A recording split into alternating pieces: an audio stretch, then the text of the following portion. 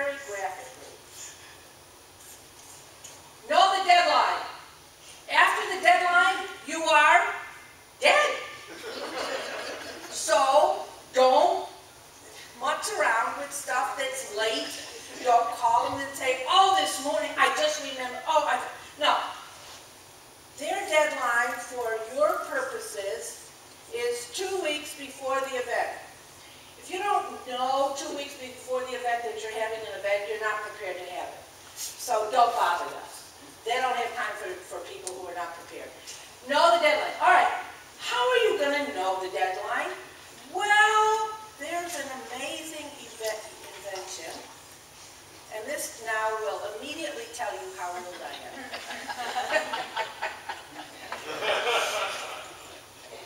There's an amazing invention called a telephone. And you are going to call them up. And you are going to say, Mr. Sicardi, I get the reveille in my house on Thursday. When do you have to have my copy to get in your newspaper? And he will tell you Friday of the week before. As a matter of fact, just for your purposes, always send stuff out on Friday. Because that gives some time. And not Friday of the event on Monday, but Friday 2 weeks. But call. Okay, now when are you calling? Think about things. If your daily newspaper arrives at your house at noon, guess what they're doing at 9, 10, and 11 o'clock in the morning? And if your answer is sitting by the phone waiting for me, you're wrong. They don't want to hear from you. They're busy. Don't annoy them. They're easily annoyed. Call them after lunch. They have full stomachs, and they're just sitting around, and they're waiting for you. And not way after lunch, because way after lunch, they're theoretically out doing something. So, call them at 1:30. That's a good time to call for a daily. Joe Sicardi, he's a weekly, and you can call him differently. But for a daily newspaper, 1:30 is a good time to call. Be enthusiastic and be persistent.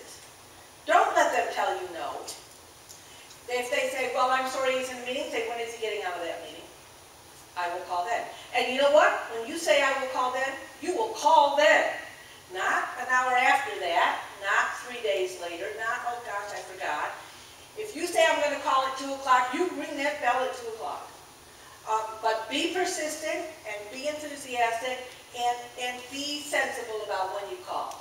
Because if you get a reputation of being annoying and interrupting, they're going to be in meetings a lot when you call, let me tell you. Okay, to write or not to write?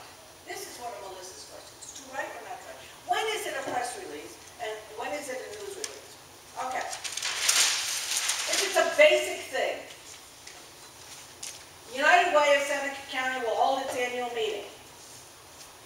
Then that's a press release. The Seneca County Youth Bureau kids are going to be putting stickers on cans of pop saying, why are you drinking pop? It's going to make you fat and your teeth are going to rot. Drink water. That's a feature story. That's a story. That's a news story. So you will send out a media advisory or a press release for basic stuff. That's a B. When you're short, things get out of control. And you're going to send out a feature story if it's something that is really unusual, it merits some explanation, it needs more attention. For these kinds of things, you just type it up, send it out. It's maybe 2 paragraphs, about 2/3 of a piece of paper. If it's longer than that, forget it. They're going to cut it out anyway. If it's a news story, 1.5 pages is max. If it needs more than 1.5 pages, they got to go do the work. They're not going to like it. Newspaper reporters, I was one, are lazy. We don't want to go and do the work. But if it's a real complicated thing, Hillary Clinton and Wiener guy's wife are coming to town, that's bigger than you. So don't even bother to send out a story. That's when you're going to send out a media release, a media advisory. I'm sorry. Okay, a media advisory says you're going to have to come and do this story. I'm going to give you plenty of warning. I'm going to tell you who, what, where, why, when.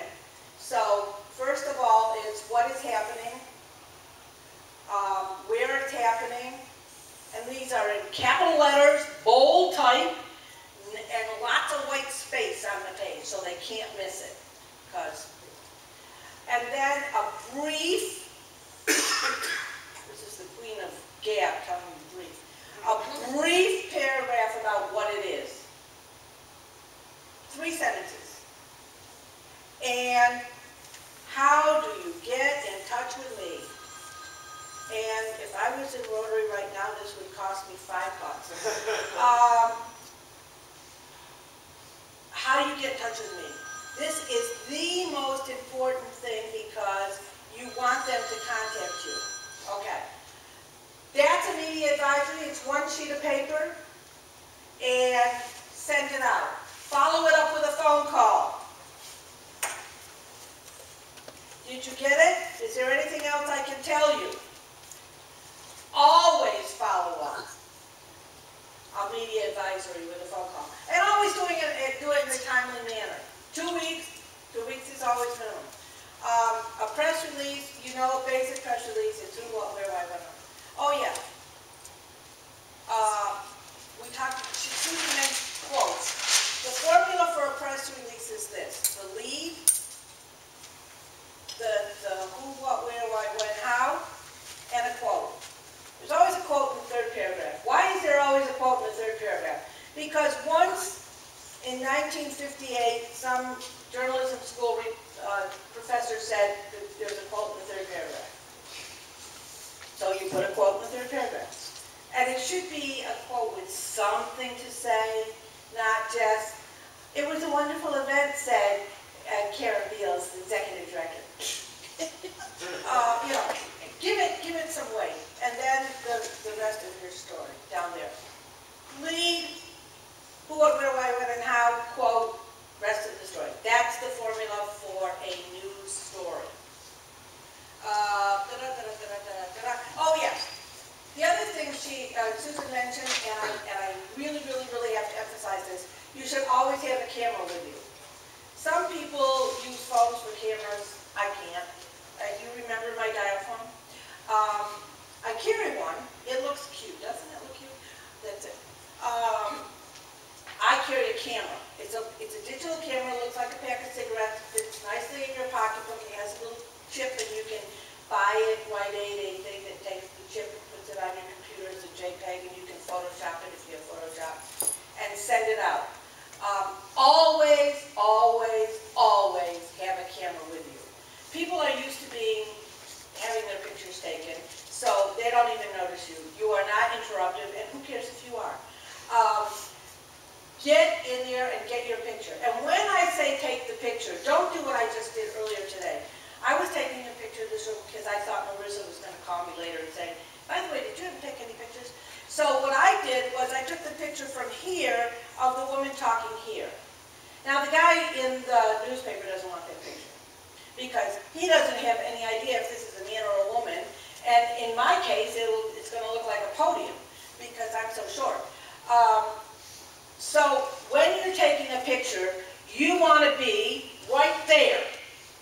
If the person is putting a label on a can, you want to be so you got the can and the person and nothing else.